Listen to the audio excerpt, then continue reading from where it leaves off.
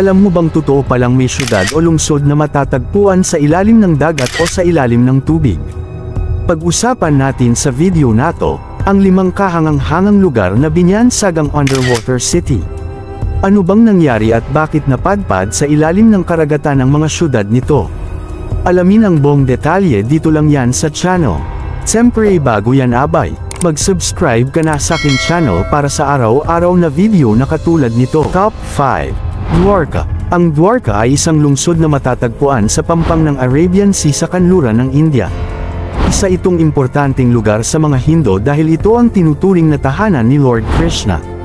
Ayon sa mga sinaunang teksto, ito ang kanyang kaharian. Ngunit ang mga misteryo ng Dwarka ay hindi lang nauukit sa kanyang kasaysayan, mayroon ding mga makapigil hininga na underwater ruins na nagpapatunay sa kanyang mga kwento. Marami ng underwater archaeological discoveries ang naganap sa mga taon, na nagpapatunay sa kasaysayan ng Dwarka. Ilan sa mga ito ay ang mga nahanap na ruins ng mga istruktura, mga haligi, at mga bahagi ng sinaunang lungsod na sumiklab sa mga teksto. Top 4. Port Royal. Ang Port Royal ay matatagpuan sa Kingston, Jamaica, at noong ika-17 siglo, ito ay naging isang kilalang tanyag na tahanan para sa mga pirate. Ang lugar na ito ay naglingkod bilang isang mainit na pugad para sa mga kilalang pirates tulad ni Henry Morgan, na naging governor ng Port Royal. Ang mga pirate ay naglalakbay dito upang mag-repair, mag-supply, at magtangkang magtago mula sa mga autoridad. Subalit noong ika-7 ng Hunyo taong 1692, ang Port Royal ay hinagupit ng malupit na lindol at sunog. Ang kalakhan ng lungsod ay nalunod sa karagatan kasama ang mga ari-arian nito, at tinaguriang Sodom of the New World. Sa mga sumunod na dekada, muling binuksan ang Port Royal, at mga makasaysayang artefakto tulad ng mga kanyan, mga kagamitan ng pirate, at iba't ibang antigo ay natagpuan sa ilalim ng karagatan. Top 3. Pavlopetri. Ang Pavlopetri ay isang matandang syudad na may mahigit 5,000 taon ng kasaysayan, ay natagpuan sa ilalim ng malalim na karagatan ng Lacandula Leonidio sa Laconia. Ito'y kilala bilang isa sa mga pinakamatandang lumubog na syudad sa mundo. Ito ay itinatag noong Bronze Age, mga 5,000 taon na ang nakakaraan. Sa panahong ito ay may higit 3,000 katao at may mga tindahan, tahanan, at mga gusali. Ang mga kabahayan ay may magkakaibang istruktura, at ito'y may mga sistema ng kalsada at pamamahala. Isang mahalagang bahagi ng Pavlopetri ay ang mga natuklasang artefakto mula sa ilalim ng karagatan. Kasama rito ang mga lababo, urna, mga silya, at mga artefakto ng tanso na nagpapatunay ng kanilang mataas na antas ng sibilisasyon. Ang isa sa mga bagay na nagpapahanga tungkol sa Pavlopetri ay ang paraan kung paano ito natutunton at napanatili.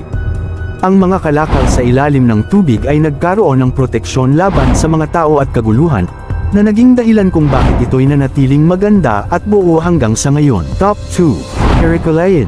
Ang Heracleion sa kasaysayan, ito ay isang makapangyarihang lungsod sa Egypt na itinatag noong mga unang siglo BC. Ang misteryo ng pagkakalunod. Ngunit, isang araw, bigla itong nawala. Hindi alam kung paano at bakit ito naglaho, ngunit noong dekada 2000, ito ay natagpuan sa ilalim ng karagatan. Ang katanungang bumabagabag sa atin, paano ito nalunod at bakit?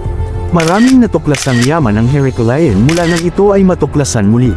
Kasama na dito ang mga magarang templo, sining, at mga artifact na nagpapakita ng yaman ng kultura nito.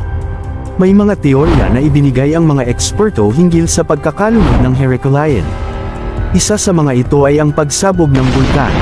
Ipinapalagay na maaaring may kalamidad na nangyari na nagdulot sa pag-iral ng lungsod. Paghahanap sa ilalim ng karagatan. Ang paghahanap sa ilalim ng karagatan para sa Heracleion ay isang mahirap na misyon. Gamit ang mga submersible at mga advanced na teknolohiya, natagpuan ito sa ilalim ng malalim na bahagi ng Mediterranean Sea. Top 1. Atlantis. Unang-una, ano nga ba ang Atlantis? Ayon sa mga sinaunang alamat, ito ay isang makapangyarihang kaharian na lumubog sa ilalim ng karagatan. Sinasabing ito'y may napakayamang kultura at teknolohiya, ngunit biglang nawala ng biglaan. Ngayon, maraming teorya at pag-aaral na nagtutukoy sa posibleng lokasyon nito. May mga kwento at legend tungkol sa Atlantis mula sa mga sinaunang manunulat tulad ni Plato. Isinalaysay niya ang kwento ng Atlantis sa kanyang mga akda, na nagbibigay sa atin ng mga indikasyon tungkol sa kaharian na ito. Sa mga dekada ng pananaliksik, maraming mga teorya at speculations ang lumitaw ukol sa lokasyon ng Atlantis. Kasama dito ang mga lugar sa Mediterranean, Karagatang Atlantiko, at iba't ibang bahagi ng mundo. Iba't ibang mga ebidensya at teorya ang tinitingnan ng mga mananaliksik upang matukoy kung saan ito maaaring matagpuan. Sa kasalukuyan, patuloy ang pagsasaliksik upang matukoy ang tunay na lokasyon ng Atlantis. Maraming underwater explorations at archaeological digs ang nangyayari upang hanapin ang mga posibleng labi ng kaharian na ito. Sa mga natagpuang artefakto at estruktura, maaaring magkaroon tayo ng mas malalim na pangunawa sa kasaysayan ng Atlantis. Sa mga huling pagsusuri, walang tiyak na sagot kung saan talaga matatagpuan ang Atlantis. Ngunit sa pamamagitan ng patuloy na pagsasaliksik at pag-aaral, tayo ay mas nauunawaan ang mga alamat at teorya tungkol dito. Ano man ang totoo, ang kaharian ng Atlantis ay nananatiling isa sa mga pinakamahiwagang bahagi ng kasaysayan ng tao. At kung nagustuhan mo ang ganitong video, mag-like na at mag-subscribe, para laging kang updated sa mga ganitong video. Thank you for watching. Bye-bye.